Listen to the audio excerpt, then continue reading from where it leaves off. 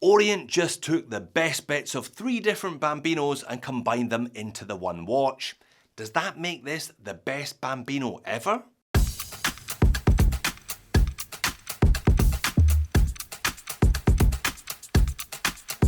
Hello and welcome to Just One More Watch.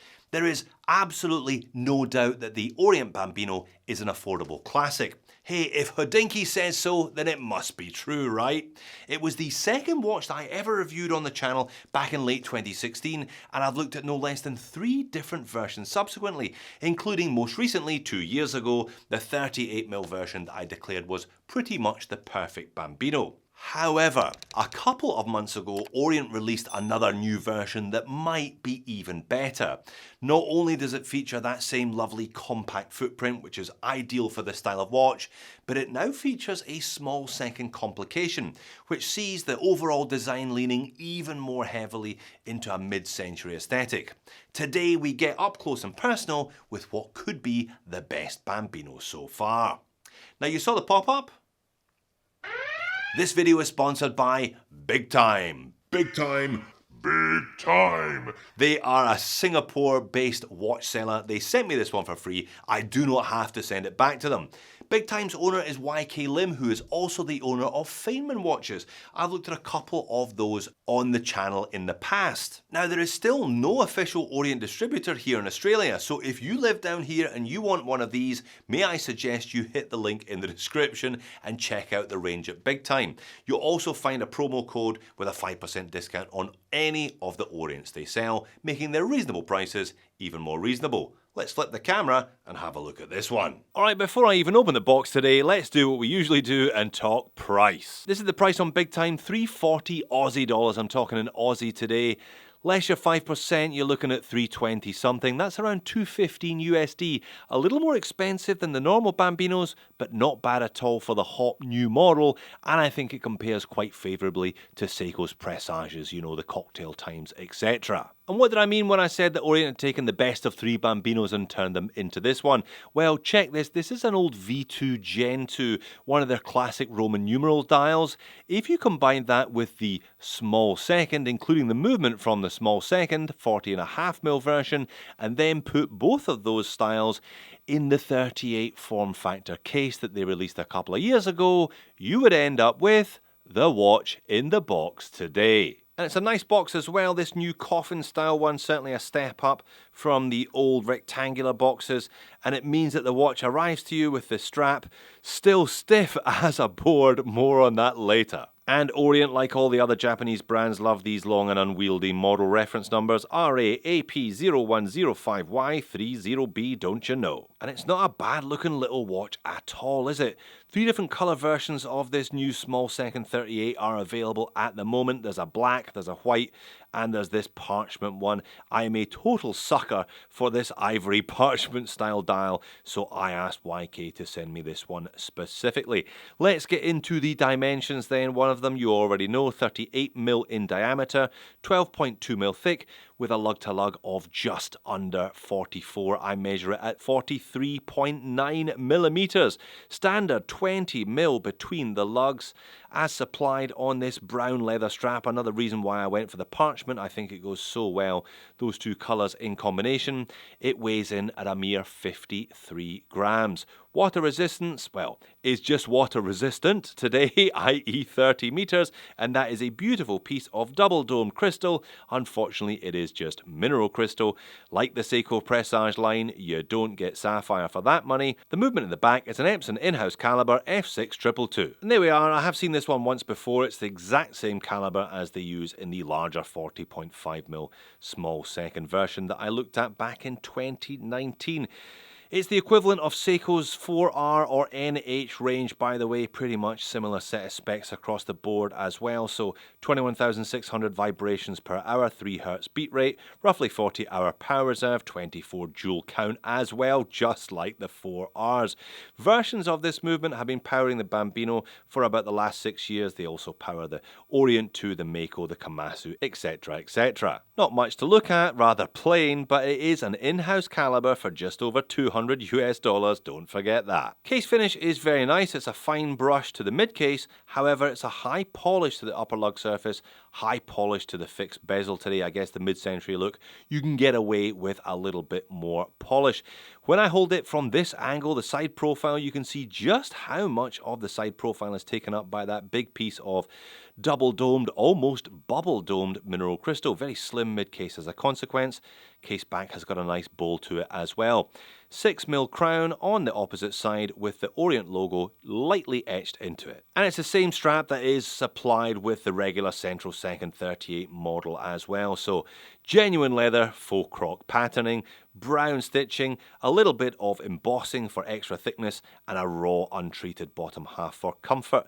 Not quick release though, which is a bit of a shame because this watch would be a total strap monster, particularly if you go for the white or the black dial, I think.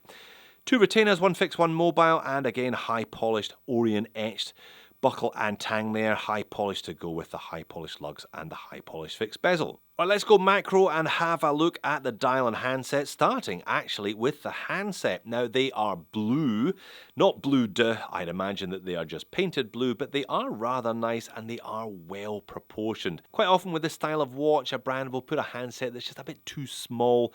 I think this handset is just the right size. We have applied Roman numerals all the way around here as well. Small second complication, obviously. They even managed to truncate the V1, the 6 down there, but it still manages to look like a V1. Again, it's rare a brand manages to truncate some numerals but actually make them look half decent. I think Orient, whether deliberately or accidentally, have managed to do just that in this case. The small second complication is mildly recessed into the dial and has a printed train track around its outer edge with prominent markers at the 10 minutes, not quite so prominent markers at the 5s, and rather small markers for the individual seconds. Likewise, if you cast your eyes to the outer edges of the dial, again, lots of printed markers here. Small Arabics on the 5s with printed hash marks on the minutes, and smaller, even still, printed hash marks on the 1/3 of a minute. Plus, there is a perhaps slightly unnecessary additional minute track beyond the minute track,